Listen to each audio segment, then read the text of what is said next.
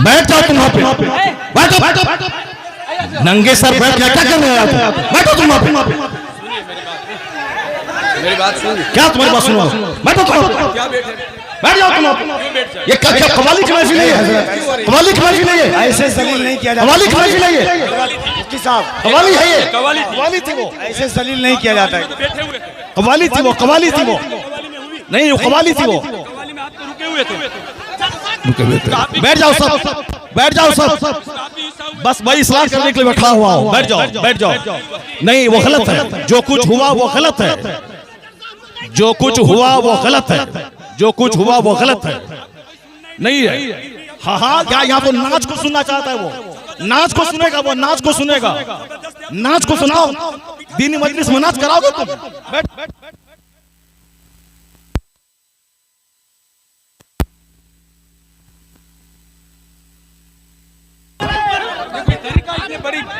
आप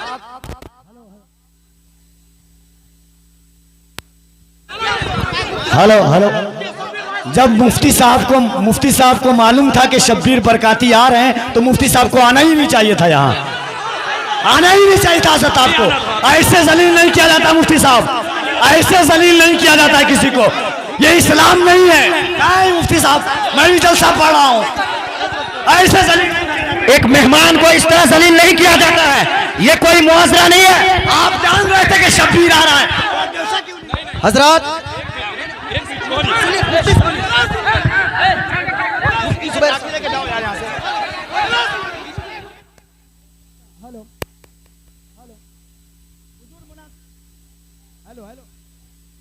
हेलो, अरे बैठिए आप लोग। हेलो हेलो, चुप, शांति हो जाइए, शांति हो जाइए, बैठिए बैठिए, शांति रखिए, बस बस बैठिए, आप लोग बैठिए, शांति बनाइए, आप लोग पहले शांति बनाइए।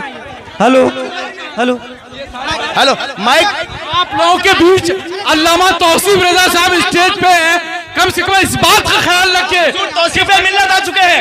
नारे तकबीर, नारे रिसालत, आमद हुजूर तौसीफ मिल्लत, आमद हुजूर तौसीफ मिल्लत, नबी आला हजरत शहजादे हुजूर रेहाने मिल्लत, इश्क मोहब्बत। जो कुछ हुआ हम इससे बरी हैं।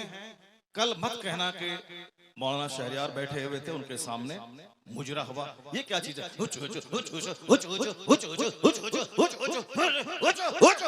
क्या है ये? क्या है ये? तुम लोग कल दियोबंदी हो जाओगे, मैं दावे से कहता हूं।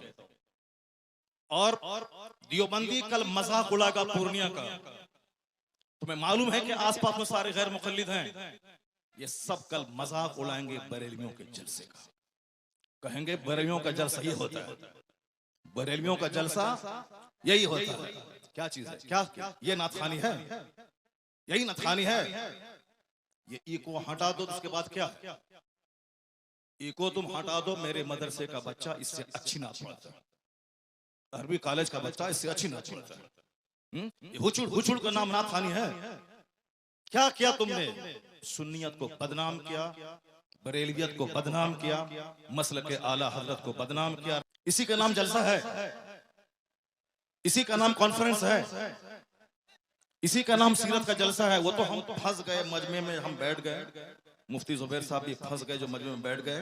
हम अपनी बरात का इजहार करते हैं जो कुछ हुआ। मुफ्ती साहब किबला भी अपनी बरात का इजहार करते हैं, ताकि कल मत बोलना कि मनाज़िर अहले सुन्नत काज़ी सीमांचल बैठे हुए थे, उनके सामने मुजरा हो रहा था।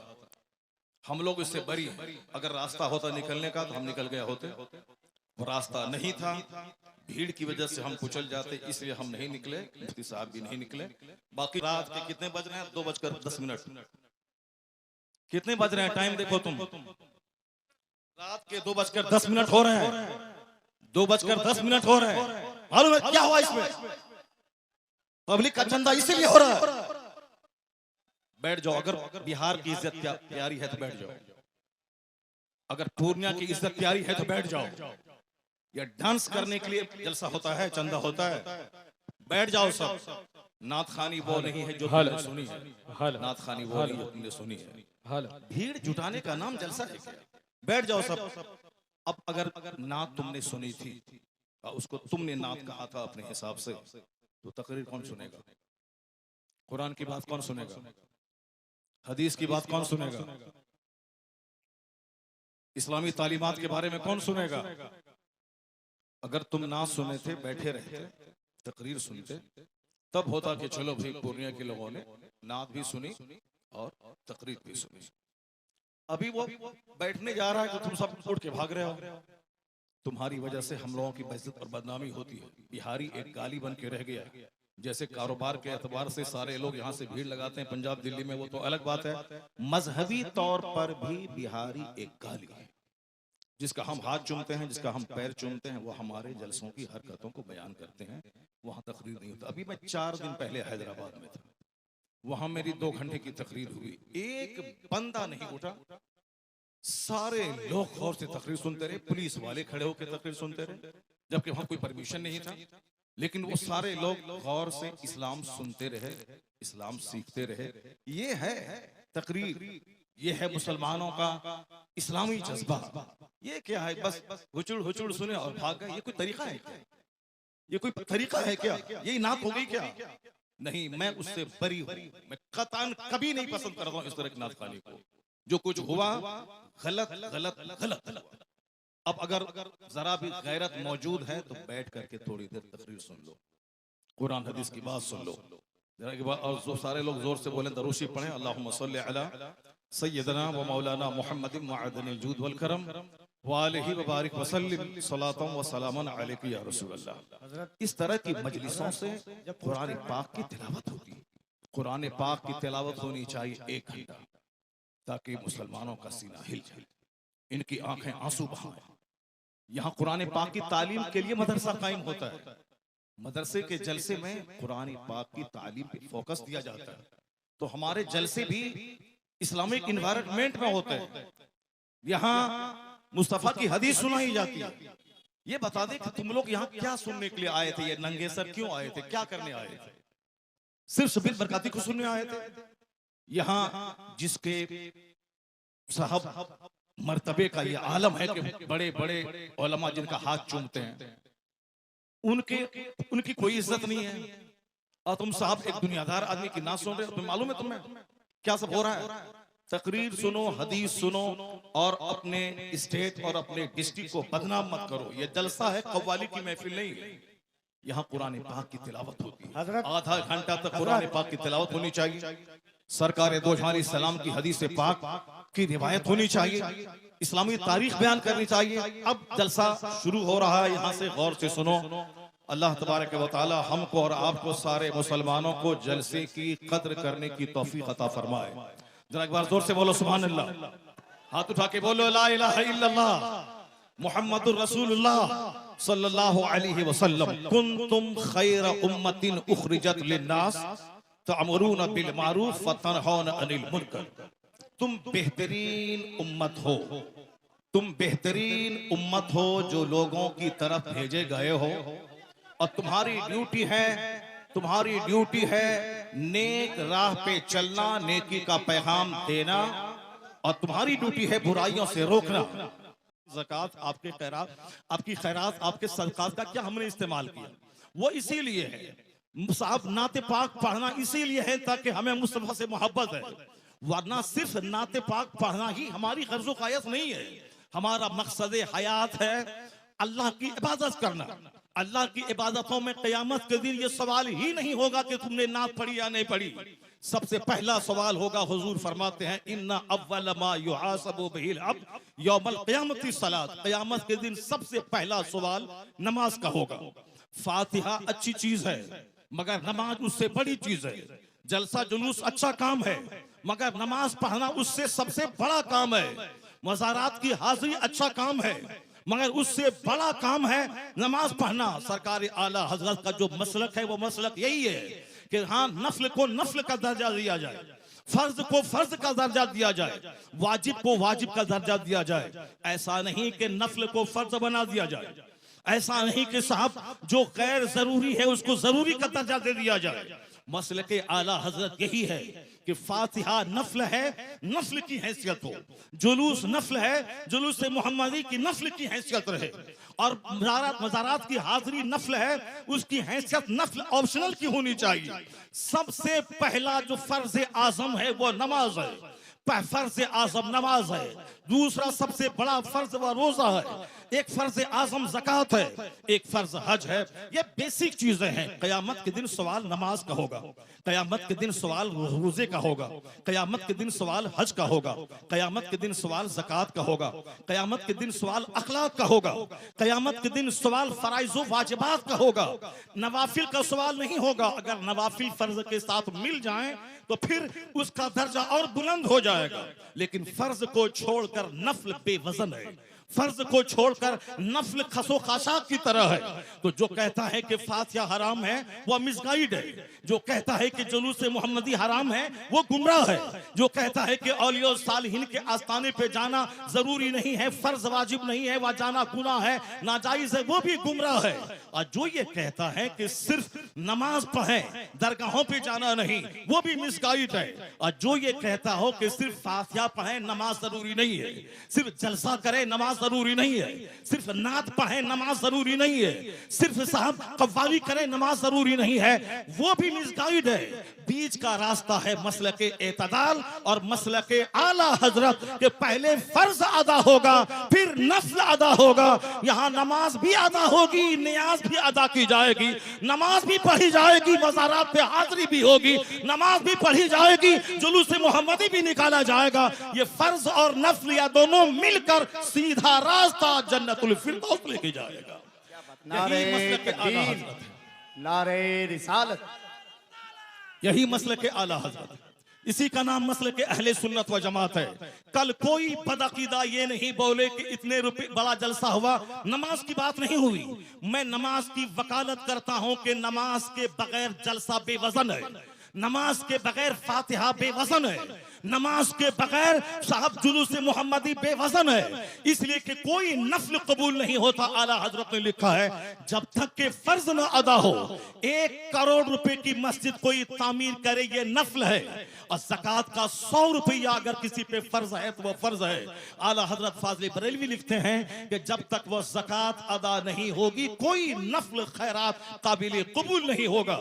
इसका मतलब ये निकला कि जलसा नहीं होगा, ऐसा नहीं, जलसा भी होगा, नमाज पहले होगी, जलसा बाद में होगा, नमाज पहले होगी, फातिहा बाद में होगी, नमाज पहले होगी, नात बाद में पढ़ी जाएगी। आला हजरत से किसी ने पूछा था, हुजूर रमजान में तरावी की नमाज सुनाता हूँ, पढ़ाता हूँ, तरावी पढ़ाता हूँ, और रमजान में रोजे रखता हूँ, कुरान शरीफ की तिलावत करनी पड़ती है, क्या मैं रोजा छोड़ सकता हूँ? आला हजरत ने कितना अच्छा जवाब दिया।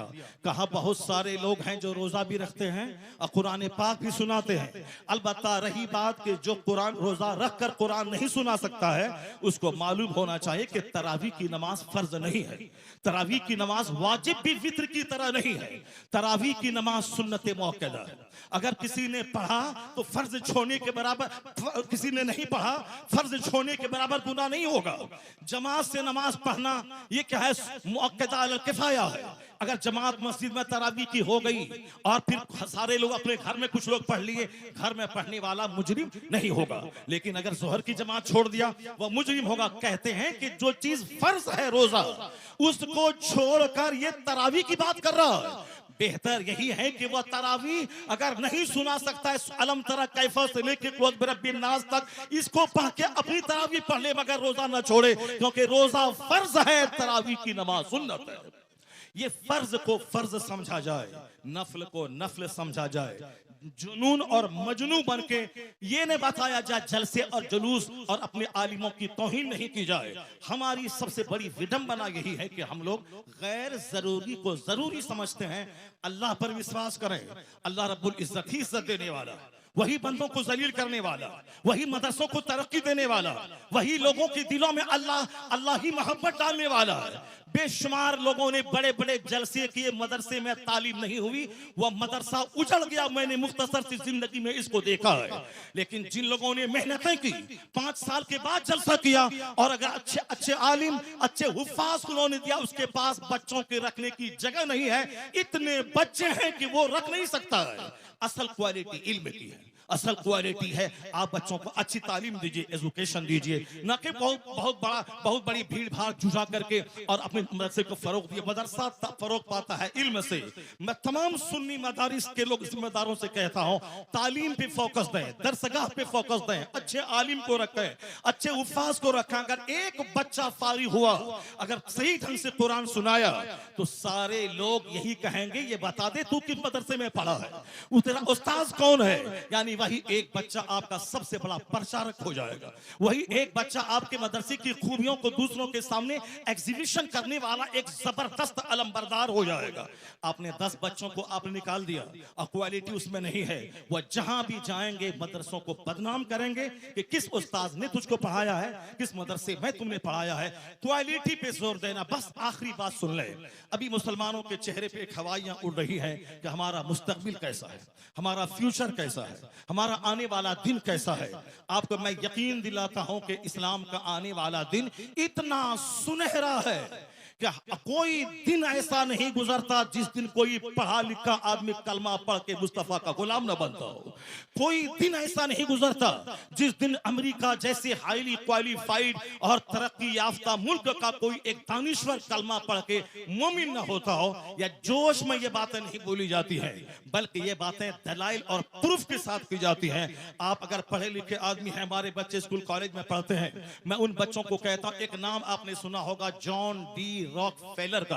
हमारे शेख बैठे हुए हैं, शेख का दौरा लंदन होता है, हमारे हजरत का दौरा अमेरिका होता है, हमारे हजरत का दौरा अफ्रीका होता है। वह सारी दुनिया के हालात से बाखबर हैं। मैं अपने शेख को कहता हूं कि जॉन डी रॉकफेलर वह दुनिया का सबसे पहला अरबपति। आज की तारीख में बेशुमार अरबपति हैं, टाटा, बिरला, जिंदल, मित्तल, अडानी, अंबानी, ये सारे के सारे अरबपति हैं। लेकिन जॉन डी रॉकफेलर वह दुनिया का सबसे पहला अमेरिका का अरबपति, बिलियनियर, मिलियनियर नहीं बिलियनियर, यानी अरबपति, जिनके पास खरबों की दौलत थी। 53 साल की उम्र में वो खरबपति बीमार हो गया। बीमार होने के बाद अब उनको लगा कि अब जैसे कि मैं मर जाऊंगा, जब मर ही जाऊंगा। अक्सर आजकल ये डिप्रेशन का मर्ज बढ़ रहा है, औरतों में भी और मर्दों में भी। औरतें भी कहती हैं कि अब मुझको ऐसा लगता है कि मैं मर जाऊंगा। मर्द भी कहते हैं कि थोड़ा सा बीमार हुआ, बुखार हुआ और लगता है कि जैसे कि अब मैं मर जाऊंगा। ये मरने की बातें तो अब ठीक है, अच्छी बात है, मैं मर जाऊंगा, लेकिन मरने के बाद जहां जाऊंगा वहां के लिए तो काम बढ़ा देना चाहिए, वहां की इबादत बढ़ा देनी चाहिए। सिर्फ खौफ है कि मेरे बच्चों का क्या होगा, मेरी बच्ची का क्या होगा। नहीं, अक्लमंद वो है जिसको लगे कि अब मैं मर जाऊंगा तो उसको इबादत बढ़ा देनी चाहिए, सजदा बढ़ा देनी चाहिए, तिलावत बढ़ा देनी चाहिए, गुनाहों से सच्ची तौबा बढ़ा देनी चाहिए। ये होना चाहिए, ना कि साहब बाल बच्चों के खौफ में मौत से घबराना चाहिए। वमन यतवक्कल अलल्लाहि फहुव हस्बुह, जो अल्लाह पे भरोसा करता है अल्लाह उसके लिए काफी होता है। कुरान में आया है, ला तक़तुलू औलादकुम खश्यता इमलाक, गरीबी के डर से बच्चों को कत्ल मत करो, मैं तुझे भी रोजी देता हूं, तेरे बच्चों को भी रोजी दूंगा। रोजी देने वाला अल्लाह है। वो अमेरिका का खरबपति, उसने सोचा कि अब जब मुझको मर ही जाना है तो अब क्यों नहीं सदका तो खैरात करके मैं मरूं। अपनी दौलत का एक बड़ा पार्ट मेडिकल एक्सपर्ट के खर्च पे उन्होंने डोनेट किया कि नई नई बीमारियां और उसके इलाज और ट्रीटमेंट दरियाफ्त करने के पीछे मेरी दौलत का एक बड़ा हिस्सा खर्च होगा। उन्होंने एक स्कूल बनवाया, गरीबों, मिस्किनों, माजूरों, बेवाओं के बच्चे स्कूल में पढ़ेंगे, फ्री तालीम। उन्होंने एक बहुत बड़ा हिस्सा अपनी दौलत का हॉस्पिटल पे वक्फ किया। यहाँ गरीबों, मिस्किनों, माजूरों, कम पैसे वालों का इलाज होगा। यानी अपने पैसे को गरीबों के लिए, सोशल वेलफेयर के लिए, चैरिटी के लिए उन्होंने दरवाजा खोल दिया। उसको ऐसा महसूस हुआ 2-3 महीने के बाद कि अंदर से उसका कैंसर का जख्म हल्का हो रहा है। ये द टाइम्स ऑफ इंडिया जो हिंदुस्तान का अंग्रेजी अखबार है, हमारे बच्चे तो एमए करने के बाद भी एक जुमला अंग्रेजी नहीं बोलते हैं। जिसको होना था डीएम वो चपरासी की भी नहीं बन पाए, जिनको होना था साइंटिस्ट वो गली कूचे का दिल फेंक आशिक बन गया। अमेरिका का यहूदी 1-1 मिनट का सही इस्तेमाल करके दुनिया को माइक्रोफोन दे, दुनिया को हवाई जहाज दे, और हमारे वो बच्चे जिसके पास थी मेरिट नियम बनने की, वह सिर्फ मोबाइल चला चला करके वो बच्चे हमारे गली कूचे के दिल फेंक आशिक बन गए, किसी काबिल नहीं रहे। एक बच्चा हिंदुस्तान का अगर आईएएस ऑफिसर बनता है तो 40 करोड़ मुसलमानों का कलेजा ठंडा हो जाता है। वह कमा के अपने बाप को देगा, मगर नाम पूरी मुस्लिम सोसाइटी का होता है। हमारी मेजॉरिटी हमारे नौजवानों की मोबाइल चला चला के डीएम तो नहीं बनी, अलबत्ता अपनी जवानी में आग लगा दी, अपनी सोच और फिक्र में आग लगा दी, अपनी अपनी अपनी सेहत को तबाह बर्बाद कर दिया, अपने खानदान की नाक मिट्टी में मिला दी। मोबाइल का इस्तेमाल जरूरतन हो, 24 घंटे उसमें घुस के न रहे। टॉयलेट का इस्तेमाल जरूरत हो, 24 घंटे टॉयलेट में घुसने वाला तबाह बर्बाद हो जाएगा, सेहत खत्म हो जाएगी। यहूदी एक एक मिनट को कीमती समझते हैं तो जलील कौम दुनिया में सबसे मालदार कौम है। जबकि नमाजों की पाबंदी हमें वक्त की कदर सिखाती है, जबकि सहर और इफ्तार का सिस्टम वक्त की कदर सिखाता है, जबकि ज़कात का मैनेज हमें एक एक मिनट को कीमती समझने का पैगाम देता है। 1 मिनट पहले दाना हलाल, 1 मिनट के बाद दाना हराम, ये हमें पंक्चुअलिटी सिखाता है। मगर अक्ल रहे तब न इन बातों पे हम गौर करें। हमारे पास तो गुस्सा बहुत ज्यादा है, हमारे पास जज्बात बहुत ज्यादा है, हमारे पास सब छोटी फिक्री की वजह से हम जो लायक थे उस लायक नहीं बन पाए। अमेरिका का खरबपति, उन्होंने दौलतों का एक बड़ा हिस्सा स्कूल पे, हॉस्पिटल पे, गरीबों के राशन के किट पे और मेडिकल एक्सपर्ट की टीम बैठा के, ताकि नई बीमारियों का इलाज खोज करने के लिए वह टीम खास रहे। उनको ऐसा लगा जब से वह चैरिटी सदका तो खैरात का काम शुरू किया, अंदर से उसके बदन का जो कैंसर था उसका मर्ज दूर होने लगा। 4 महीने के बाद उन्होंने टेस्ट करवाया, उसके अंदर का कैंसर खत्म हो चुका था।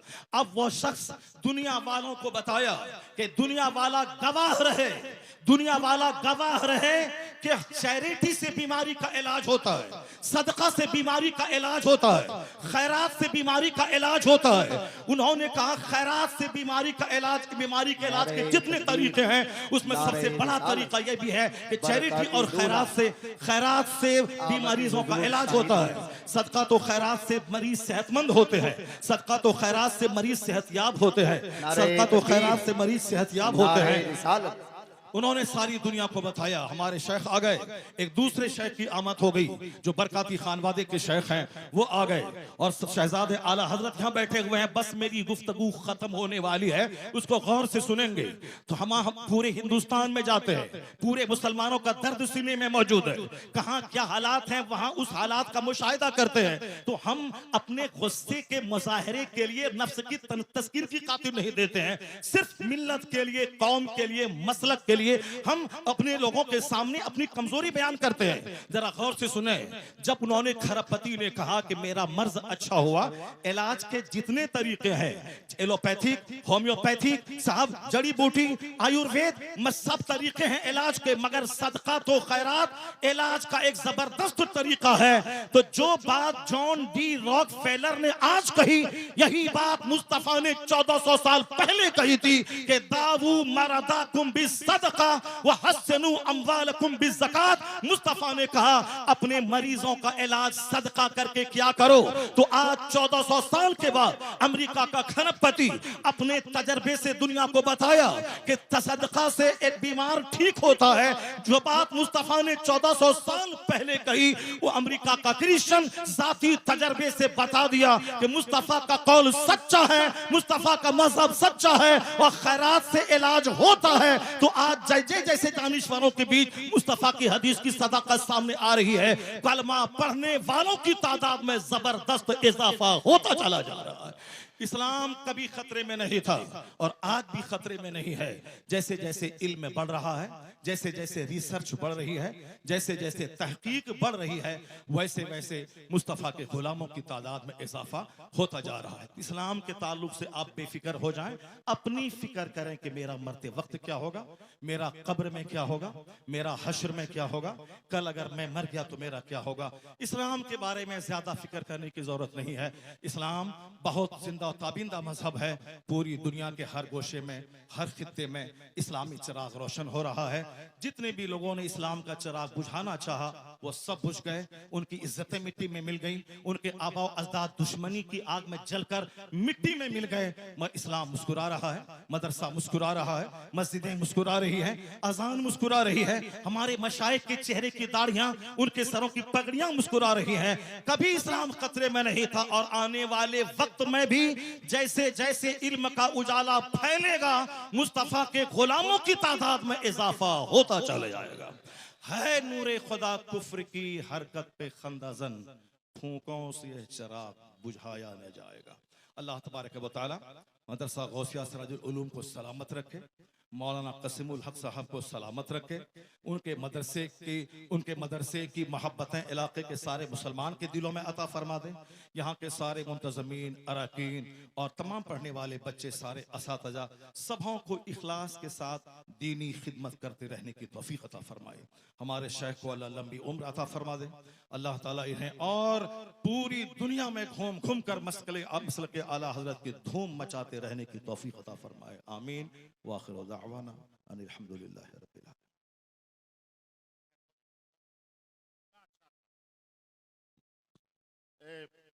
मौलाना ने सजाया बड़ी मेहनत और काबिज से।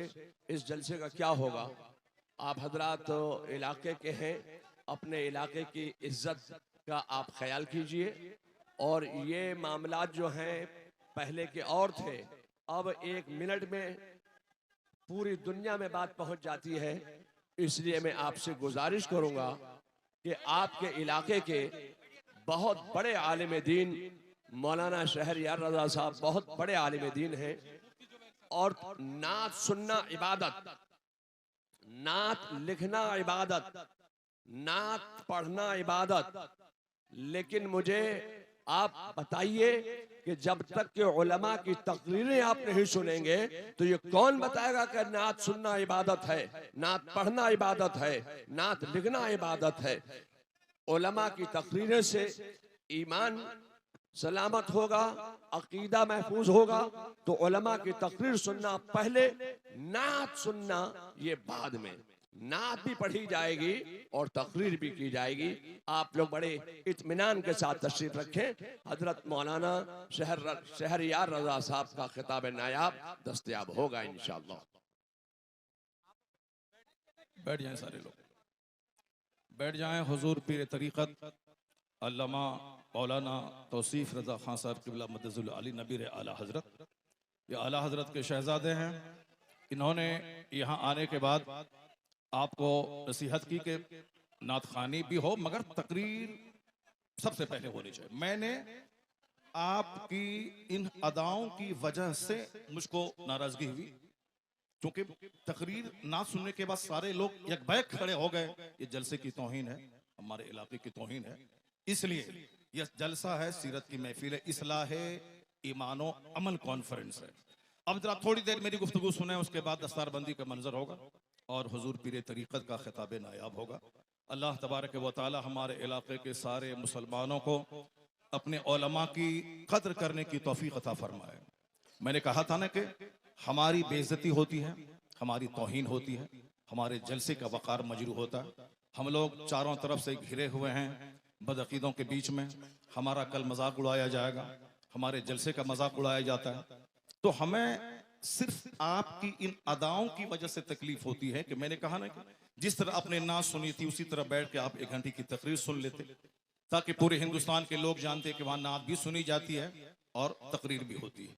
अब जरा गौर से सुनिए, हमारे ताल्लुक से कुरान शरीफ में कहा गया है कि कुंतुम खैर उम्मा, तुम बेहतरीन उम्मत हो, लोगों की तरफ भेजे गए हो।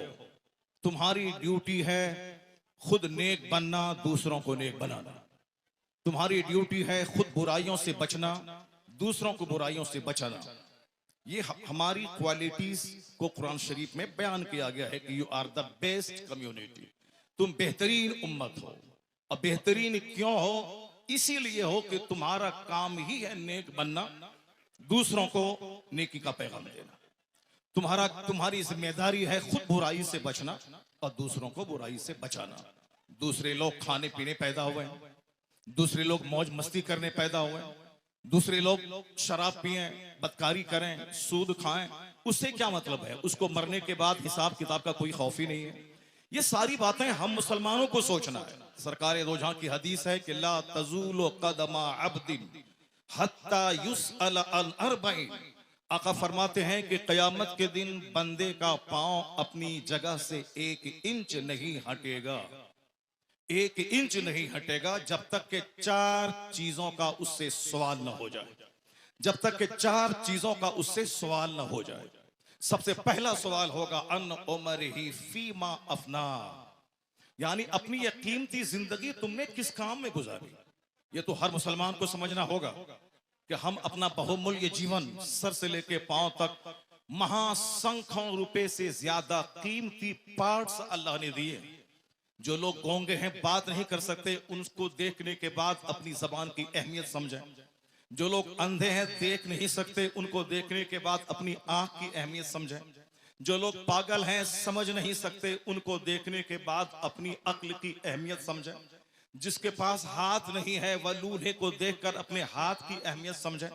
जो लोग लंगड़े हैं, जो चल नहीं सकते, उनको देखने के बाद अपने पांव की अहमियत समझें। जो अरबों में खेलने वाले 2 रोटी खा के पचा नहीं सकते, उनको देखकर 10 रोटी खाने के बाद पचाने की जो मशीन अल्लाह ने पेट की शक्ल में दी है, उसका महत्व समझें। हुजूर फरमाते हैं कयामत के दिन इन सारी नेमतों के बारे में सवाल होगा। तुमने अपने पांव का कैसा इस्तेमाल किया, तुमने अपनी जबान का कैसा इस्तेमाल किया, तुमने अपने हाथ का कैसा इस्तेमाल किया, तुमने अपनी आंख का कैसा इस्तेमाल किया। सारी जिंदगी के बारे में सवाल होगा। नाच तमाशे में जिंदगी गुजारी या कुरान की तिलावत में गुजारी? तुमने सिर्फ वक्ती लज्जत की खातिर तुमने इंजॉय किया या तुमने रात में तहज्जुद के वक्त उठ के अल्लाह के खौफ से आंसू बहाया? ये सवाल होगा सारी नेमतों के बारे में। ये कीमती जिंदगी किस काम में गुजारी? हमें मुशरिकों के नाचने गाने से कोई एतराज नहीं, हमें यहूदो नसारा के नाच गाने से कोई एतराज नहीं है, हमें बौद्ध और जैन के नंगे रहने से कोई एतराज नहीं है। हमें सिर्फ मुसलमानों से कहना है कि हमारे पैगंबर ने कहा है कि कयामत के दिन 1 इंच अपनी जगह से हट नहीं पाओगे जब तक के 4 सवालों का जवाब नहीं दे दो। हर मुसलमान के बच्चों को यह हदीस याद होनी चाहिए, हर मुसलमान के घर में यह हदीस लिखी होनी चाहिए, हर मदरसे की दीवारों में इस हदीस से पाक को लिखा जाना चाहिए, हर मस्जिद में इस हदीस से पाक को लिखा जाना चाहिए, ताकि सारे लोग अपनी रिस्पॉन्सिबिलिटीज को समझें कि कयामत के दिन क्या होगा। पहला अन उमर ही फीमा अफना, जिंदगी के बारे में, जिंदगी किस काम में गुजारी। दूसरा सवाल होगा अन शबाब ही, जवानी के बारे में कि तुमने जवानी किस काम में गुजारी। जवानी दीवानी होती है। जवानी में लोग कहते हैं कि चलो कुछ भी करो, बुढ़ापे में तो नेक बन ही जाना है, जबकि बुढ़ापे में 90% लोग नेक नहीं बनते, अलबत्ता बीमार बनकर वो अपनी जिंदगी के आखिरी अयाम को भी तबाह बर्बाद करते हैं। हुजूर फरमाते हैं कि तुम जवानी किस काम में गुजारी, इसका सवाल होगा।